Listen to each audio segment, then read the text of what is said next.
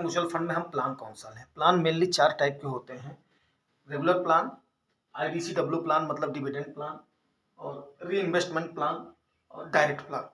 ये मेनली आपके 4 टाइप के प्लान होते हैं। अब आपको मैं बताता हूँ कि इसमें से आपको कौन से लेने हैं, लेकिन उससे पहले मैं बता दूँ, ये जो कुछ लोग अपनी वर्कशॉपें चला रहे हैं ना, जैसे मिस्टर PR सुंदर हो गए, मिस्टर प्रांजल कामरा हो गए, ऋषभ जैन इज ओके, रचना रनाडे जो कि हैविंग नॉलेज है उनको, और वो मतलब किसी को गुमराह नहीं करते जहाँ तक हमने देखा है। फिर उसके बाद में अंकुर वाडेकर जी हो गए।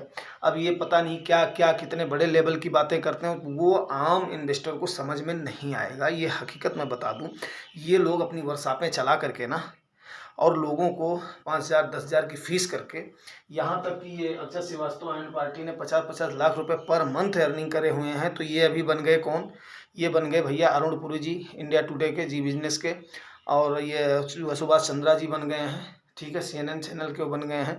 तो इन लोगों की जो बातें हैं बड़ी बड़ी बातें हैं, और धरातल पे ऐसा कुछ भी मेरे को नहीं दिख रहा है जो कि ये आम आदमी के बारे में सोच रहे हैं। आम आदमी के बारे में सोच क्या रहे हैं, इनको आपकी थॉट्स, आपकी फीलिंग से कुछ नहीं लेना देना है। आइए इनकी वर्कशॉप लीजिए, यूट्यूब का क्रिएशन सीखिए, वो सीखिए, ये सीखिए, उसके बाद में SIP मत करो, ये मत करो, आपको इतना कंफ्यूज कर देंगे कि आपको समझ में कुछ नहीं आएगा, समझ में नहीं आएगा। और अपनी आप हार्ड अर्निंग मनी को, मार्केट इतनी बड़ी मार्केट है कि आपको अपना डुबवा देंगे आपका पैसा, ये आप देख लेना। बाकी आपकी समझ में आता है तो आपका, मैं किसी को क्रिटिसिज्म का मेरा इरादा नहीं है, बट फिर भी जो मुझे लगा वो बताना ज़रूरी है कि आम इन्वेस्टर उसके बीच में कहीं ना कहीं अटक न जाए इनके चक्कर में। इनका कोई अपना बेस मेरे को नहीं दिख रहा है, आम आदमी से कोई सरोकार इनका नहीं दिख रहा है, ठीक है। चलिए अभी आते हैं अनंत लड्डा जी को, आप देख लीजिए, इनकी बातें आप सुन लीजिए। क्या इनकी बातें हैं, जैसे लगता है कि बस अभी यही हो गए हैं, कुबेर हो गए हैं। तो ये लोग अपने आप को कुबेर बन गए हैं, ठीक है। अभी इसमें से ये MKJ is the quite man, वो बिल्कुल सच्ची सलाह देते हैं। चलिए अभी आके देखते हैं रेगुलर प्लान वो प्लान है जो कि आप डिस्ट्रीब्यूटर से या एजेंट से, उससे आप लेते हैं, या आप बैंकों से लेते हैं। बैंक में मैक्सिमम आपको, जब आप बहुत उनको एम्फसाइज करेंगे तभी आपको डायरेक्ट प्लान देंगे, नहीं तो रेगुलर ही दे देंगे। ऐसा क्यों है? रेगुलर प्लान में देखिए, जब आपको कोई भी जानकारी नहीं है, बिल्कुल आप लेमैन हैं, तो आप जाइए अपने डिस्ट्रीब्यूटर से आप बात कीजिए, अपने फाइनेंशियल एडवाइजर से आप बात कीजिए, और वो आपको आपकी प्रॉब्लम को समझ करके, फेस करके, जो आपकी अर्निंग क्या है, आपके आने वाले इशूज क्या क्या हैं, वो उसको फेस करके आपको अगर सही सलाह दे रहे हैं तो उसमें कोई बुराई नहीं है रेगुलर प्लान लेने में। अगर आप लेमैन हैं, वो आपको सही सलाह दे रहे हैं, कंटिन्यूअस आप कांटेक्ट कर रहे हैं, लेकिन कहीं ना कहीं वो ऐसा फंड आपको ना देते हैं, डर वहीं बना रहता है कि जिसमें उनका बेनिफिट हो, आपका बेनिफिट कम हो। इस चीज़ का मैं कोई शक नहीं कर रहा हूँ, लेकिन फिर भी सबके ऊपर फेथ, सबके ऊपर करना हमारा एक स्वभाव होना चाहिए। बट कहीं ना कहीं आज के ज़माने में डाउट करना भी हमारा स्वभाव वाजिब रूप से बनता है। ये बात आप लोग ध्यान रखिएगा, क्योंकि ये पैसे का मामला है। बाप बड़ा ना भैया, सबसे बड़ा रुपया, ठीक है भाई। अगर आपको सलाह सही लगती है तो आप ज़रूर इसको फॉलो करना। दूसरा आपका IDCW प्लान। IDCW प्लान वो प्लान होता है जिसको हम डिविडेंड प्लान बोलते हैं। डिविडेंड प्लान में 2 टाइप के प्लान हो जाते हैं। एक, आपका पैसा आपके अकाउंट में टैक्स कटने के बाद में आपको ये साल में, हालांकि मैं ये क्लियर कर दूं, ये डिविडेंड फंड मैनेजर आपको जो देता है ना, वो कहीं अपने घर से नहीं देता है। वो जो आपके प्रॉफिट होते हैं, प्रॉफिट से देता है, बट इनका कमिटमेंट होता है। कभी कभी क्या होता है, आपका प्रॉफिट नहीं हुआ, मार्केट लॉस में, फिर भी वो आपको डिविडेंड देते हैं, तो उसमें क्या होता है कि आपके प्रिंसिपल अमाउंट में से भी कम हो जाता है। तो इस चीज़ का ध्यान रखिएगा। बट इसमें भी सेम ही होता है, रेगुलर प्लान, डिविडेंड प्लान और आपका डायरेक्ट प्लान। अभी डायरेक्ट प्लान पे आऊँगा आगे। ये आपका सेम प्लान होता है, सेम फंड मैनेजर होता है, सेम इसका स्टॉक होता है, सेम इसका मेंटेनेंस होता है, बट इसकी फीस और इसकी कार्यप्रणाली थोड़ी सी अलग अलग हो जाती है। रेगुलर प्लान में आपकी फीस थोड़ी सी ज़्यादा हो जाती है, तो लॉन्ग टेन्योर में मैंने पहले बताया हुआ है कि आपका रिटर्न कम दिखाई देता है, बट लेमैन के लिए that is the best. IDCW में 2 टाइप के प्लान है। एक आपका री इन्वेस्ट हो जाता है, दूसरा आपका क्या होता है कि आपके अकाउंट में पैसा हो जाता है।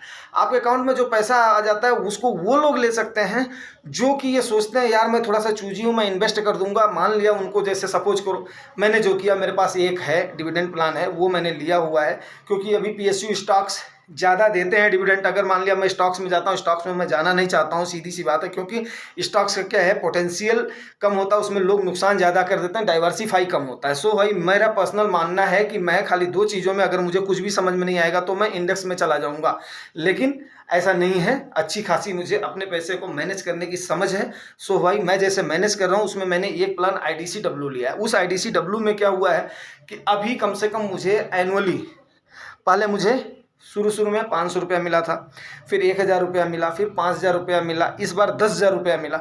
अब वो मैंने क्या किया है पर्सनली, जो मैं आपको बताऊं कि मैंने उसको फिर अपनी वाइफ के हाथ पे दे दिया है। मेरा मेन एम लेने का ये था कि उसको री इन्वेस्ट के बजाय, इसके बजाय भाई ये ले, तुझे जहाँ पे अपना धर्म कर्म पे खर्च करना हो वहाँ कर ले, साड़ी सूट लेना हो वो ले लो, ताकि मैं इसके बारे में तुमसे नहीं पूछूंगा। वो मेरा एक, जैसे जैसे मेरी इंस्टॉलमेंट जाती जा रही है, वो मेरा एक टाइप से वो आता है और मैं सीधे अपने वाइफ के हाथ पे रख देता हूँ। तो मेरा मेन नियम था कि चलो ठीक है भाई, ऐसे ना खर्च करने के बजाय पैसा आएगा तो सोचूंगा कहीं ना कहीं इन्वेस्ट कर देते हैं, तो ऐसा ना हो कि वाइफ के शौक रह जाए। तो जैसे जैसे उसकी महंगाई बढ़ती जाएगी उसी हिसाब से मेरे उसमें ये भी बढ़ती जाएगी। ये पर वो अपना फंड हाउस उस पर एक तय कर देगा, पर्टिकुलर इतने NAV पर इतना पैसा हम दे रहे हैं, तो जितनी ज़्यादा NAV होगी उतना ज़्यादा मेरे पास गेन आएगा, वो मैं उठा करके अपनी वाइफ को दे दूंगा। मेरा मेन एम है उसको लेने का।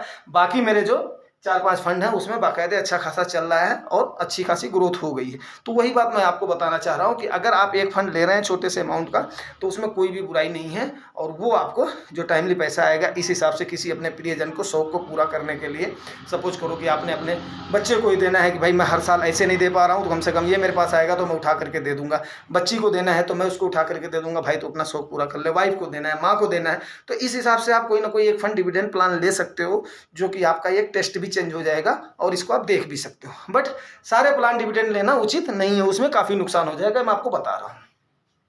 अगला आपका री इन्वेस्टमेंट प्लान हो गया, जो आपके पास आएगा वो उसमें री इन्वेस्ट हो जाएगा, इसमें कोई कहानी नहीं है, बट इसमें ज़्यादा नहीं। Direct plan, direct plan is the, कोई भी डायरेक्ट प्लान है इज द बेस्ट प्लान। आप पास्ट रिटर्न फ्यूचर रिटर्न की गारंटी नहीं होती है, लेकिन लोग पास्ट रिटर्न को चेक करते हैं, अल्फा बीटा चेक करते हैं, उसका पिवोट उसका चेक करते हैं, कुछ उसके पैरामीटर्स हैं उसको चेक करते हैं, उसके बाद में ले लेते हैं। धीरे धीरे आप जब काम करना शुरू करोगे तो आपको समझ में आ जाएगा, और आप आराम से अपने पैसे को, अपने रिस्क एपेटाइट को ले करके और उसके बाद में फिर मैनेज कर दोगे। सीधी सी बात है, आप ये मान करके चलिए 5 साल 7 साल 10 साल अगर आपका इतना होराइजन है, तो आप उसके हिसाब से अपने फंड को चूज करके ले लें। बहुत छोटे से मार्जिन से फंड पीछे होते हैं, ये आप मान करके चलिए। आज का जो बेस्ट परफॉर्मर फंड है वो कल को डाउन हो सकता है, आज का वर्स्ट परफॉर्मर फंड कल को अप हो सकता है, तो इनकी रैंकिंग अप डाउन होती रहती है। इस चीज़ का आप लोग विश्वास रखें। सो भाई इसीलिए मैं इनको कर रहा हूँ। ये आपको क्या बोलेंगे, ये फलाने फलाने फलाने फलाने, नहीं, कोई फंड बुरा नहीं, कोई फंड मैनेजर बुरा नहीं है। हाँ, लार्ज कैप वाले थोड़ा सा मेहनत इसलिए कम करते हैं, उनको एक इंसेंटिव मिल जाता है, और वो भाई लोग मई जून महीने में लंबी छुट्टी चले जाते हैं। तो कभी भी देखिएगा लॉन्ग टर्म को थोड़ा सा अवॉइड करिए, मिड में, फ्लेक्सी में, स्मॉल में, इसमें आप जाने की कोशिश करिए। अगर आपके पास थोड़ा सा टाइम है तो 5 साल 10 साल का टाइम है, 5 साल 10 साल का टाइम नहीं तो आप फंड में आइए ही मत। फिर आप सीधे कहाँ पर, बैंक में, कॉर्पोरेट बॉन्ड में, अब इसमें आप चले जाइए, वो आपके लिए द बेस्ट है। लेकिन आपको इसमें आना है तो 5 साल 10 साल का टाइम का होराइजन है, तो आपको डरने की ज़रूरत ही नहीं है, ठीक है ना। आपको फंड आपको अच्छे खासे रिटर्न दे करके जाएगा।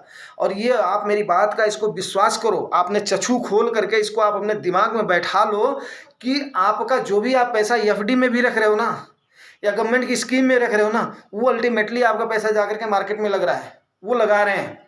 ये चीज़ मैं आपको एम्फेसाइज करके बोलना चाह रहा हूँ कि आप इस चीज़ को अपने दिमाग में बैठा लो। अगर आपके पास 5 साल या 10 साल का टाइम है तो आप उसे ज़रूर मार्केट में उसका 50% अपनी कमाई का ज़रूर इन्वेस्ट करो एज के मुताबिक।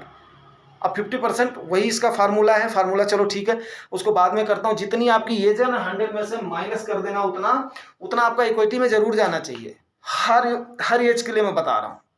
सपोज करो मेरी उम्र 20 साल है, तो सपोज करो एक बच्चे की, मेरी कमाई बेशक कम है, लेकिन मेरा 100 माइनस 20, अगर मेरे पास 80 रुपया, कहीं से भी 80 रुपया बच रहा है, तो वो सीधे कहाँ जाएगा, इक्विटी में जाएगा मेरा।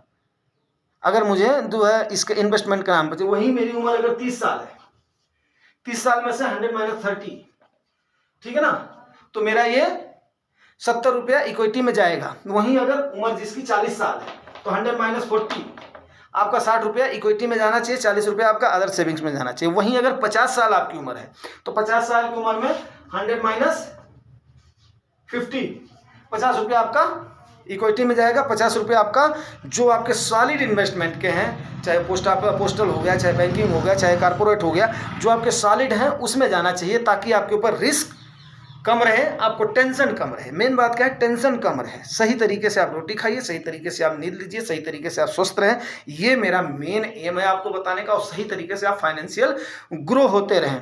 ये बात आप बिल्कुल समझ लीजिए। अगर ये आप तक जाता है वीडियो तो आप तसल्ली से इसको देखिए, तसल्ली से आप इसको सुनिए। काफ़ी सारी चीज़ें मैं आज आपको कवर करके बता रहा हूँ इसमें, क्योंकि ये म्यूचुअल फंड का प्लान है। प्लान आपको कैसे लेना, टाइप ऑफ म्यूचुअल फंड्स का मैं धीरे धीरे डालता रहता हूं और आपको समझाता रहता हूं।